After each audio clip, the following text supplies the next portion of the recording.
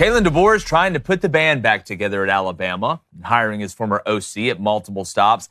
And a guy that he goes all the way back with to the NAIA days in Ryan Grubb is a fantastic move.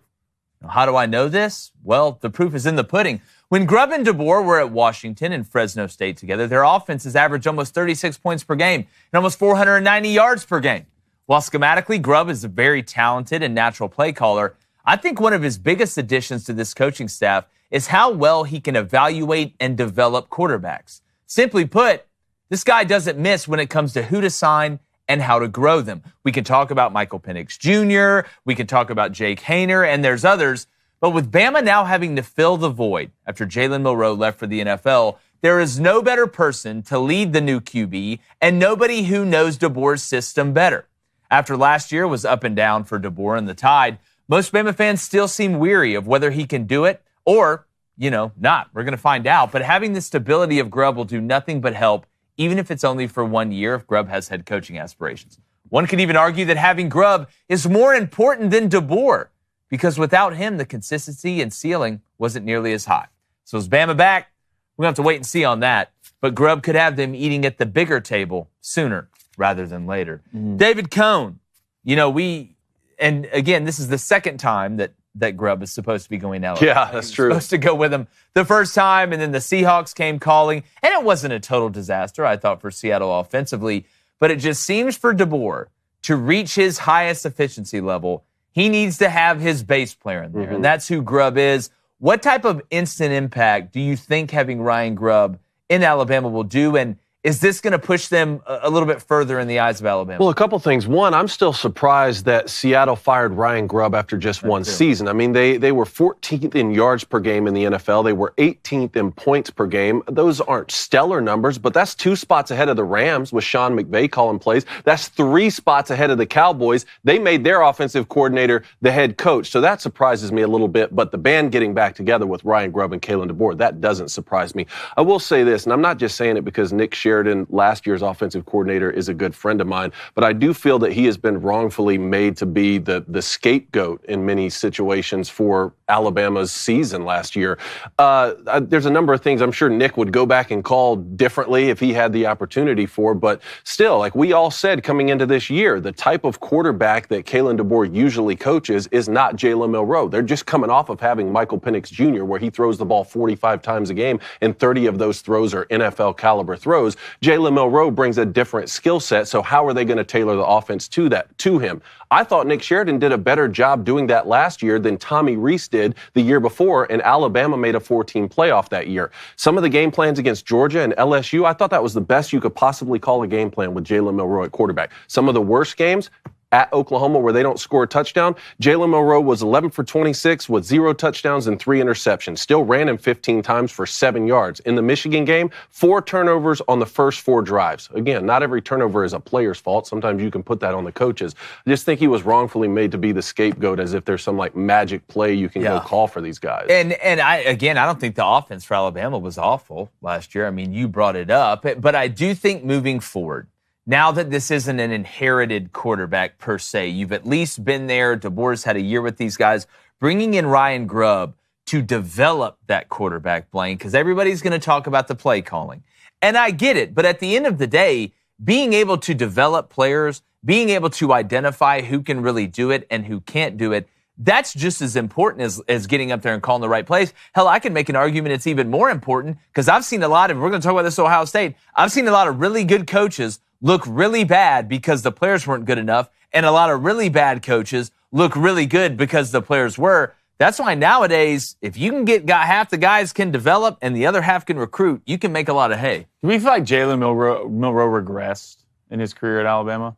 I feel like he did. You think he regressed this year, Dave? Well, he didn't play as good as he did when he was 6th in Heisman Trophy voting. But again, I thought I thought last year's game plans were better than some of the game plans that Tommy Rees called the year before when he had a better year. Was it a little bit too drop back heavy for my liking still? Probably. But again, you just got to go in with the best. And they did adjust, though. Bama started calling, and literally, you look at the Georgia game when Jalen Milroe, I think, had his best throwing game. But it seemed like Alabama started to say, you know what? Regardless of what system we want him in, we've just got to start tailoring this offense to Jalen Milroe, which is what DeBoer told us he was going to do at the Senior Bowl, and it seemed like it took a couple games for them to say, all right, we're going to default to what we think he does best. Well, what's enough this year for Alabama fans? That's the question. Ryan Grubb, technically his first year at Alabama. Jalen Milroe, who might be a first-round draft pick, which we all don't think he is, but he might turn out to be a first-round draft pick. What's the number for Alabama for wins this year? That's good. Because, look, you can say what you want. Alabama is used to winning football games. Yeah. They're used to winning national championships. They're used to winning SEC championships.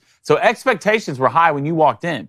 Can Kalen DeBoer, even if the quarterback plays good, say the quarterback, you play good, but you win 9 games and don't make the playoffs. That's not good enough.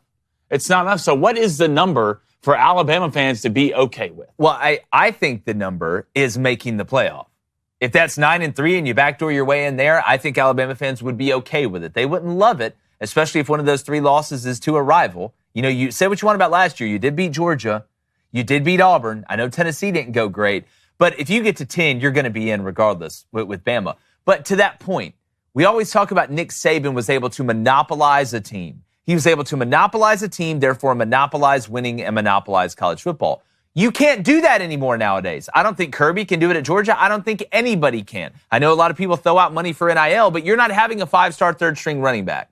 You're not having some of these rosters that are as deep as what we used to see because of the movement in the transfer portal. So having a guy that can develop players, especially at the most important position in football, we talk about the line of scrimmage is unbelievably important. That is second to quarterback. That, in my opinion, is the only thing that's the only position group that is right behind the quarterback. Everything else is kind of the ornaments on the tree. So maybe having a guy that can develop Ty Simpson, develop some of these younger guys, even bringing a guy in through the transfer portal, if that's how you want to do it, that has never been more important than now. Mm-hmm. And what made Saban so incredible was not only was he getting all the good players, he brought guys in that could develop them too. You had the double whammy. So you got to pick one. You can either develop or you can monopolize. I don't think you can monopolize. Well, that's my question for this upcoming year is, well, who's going to play quarterback? Because Ty Simpson, who I think is probably the leader in the clubhouse, but he's had some shots too, right? So he could end up being a great player. I don't know. You're not going to start Keelan Russell, I don't believe, as a true freshman. That's not going to be the answer for Alabama in year 2 for Kalen DeBoer. So again, what if you have a year that looks very similar offensively to this year because you're starting a new guy and there are struggles with forming a relationship and a new offensive coordinator? You can't then blame the offensive coordinator again, right? You've already sort of pulled that trigger, so to speak. Well, and look, the defense in Alabama had some moments on defense that were good, but I think, Kane Womack, the DC, would tell you, we got to play better in some spots. I mean, you go back and again, look at the second half against Georgia. Look at some of these other games. So when you're looking at Alabama, it's really weird to see them, and then Georgia to a little bit of an extent this year, but we want to see if that keeps up, kind of being mortal at most places. Not just being so much better than everybody else. But if Ryan Grubb can come in, can get the quarterback position right, can get some excitement in there, and they make the playoff, I think it will be fine. The biggest complaint I hear is, Ryan Grubb's going to be here 1 year. If it goes great, Ryan Grubb's only going to be here 1 year. I mean, he's obviously ambitious. He went to the Seahawks. I don't know him personally, but I would think he'd probably want to be a head coach. I mean, he's been an assistant for DeBoer a ton. So, again, if your worry is, our coordinator's going to leave after 1 great year, that is a high-class problem. I'll tell the same thing to Ohio State fans. Y'all were so damn good. Y'all won the national championship and lost both coordinators. So, again, at the end of the day, I don't think that's the reason to be upset. Even if it's a 1-year big hit, at least you get Alabama back up to the spot. Because, guys, I do think in the national perspective, in the periphery, and Alabama fans don't want to hear this, if you don't make the playoff again next year, Alabama starts looking like more of just one of the pack, right? Not this elevated, oh, my God, it's the mecca of college football. It's the most dominant brand in college football. Because you look at what Texas is doing, right? You look at what Tennessee did last year. So that's what I'm worried about if I'm somebody on this coaching team. Another thing that could hurt optically is if Jalen Milroe does go to the NFL and has success. Like, I think Jalen Hurts had a better Alabama career than Jalen Milroe, but there are still some similarities, right? At some point, they looked at Tua Tagovailoa and said, yeah, you're going to be the guy.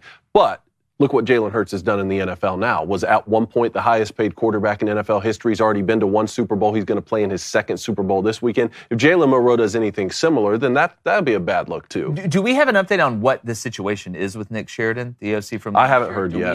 I haven't heard yet. Demotion, because I don't think Ryan Grubb's going to be a co-OC. Now I'd be shocked. Maybe he's co-OC and associate head coach and handler of the bat phone or whatever title they want to give him to pay him more money. That's what I'm kind of. And I think because the original plan was for, and look, I don't know all. Look, Nick and I mostly when we're talking, we're just friends talking. We're not talking about his professional life so much. But the original plan was, we'll come to Alabama, but Ryan Grubb's going to come as well. You'll be a position coach. Remember, he was the tight ends coach when he was at Washington. So I hope that he remains in Tuscaloosa. I hope he gets another shot at this position. Honestly, Sure. Hey, what's up, YouTube? Do us a favor, man. Please hit that subscribe button. We really, really appreciate it. We're going to live stream the Super Bowl from Mission Cigar and Social. Do not miss it. They're always a lot of fun.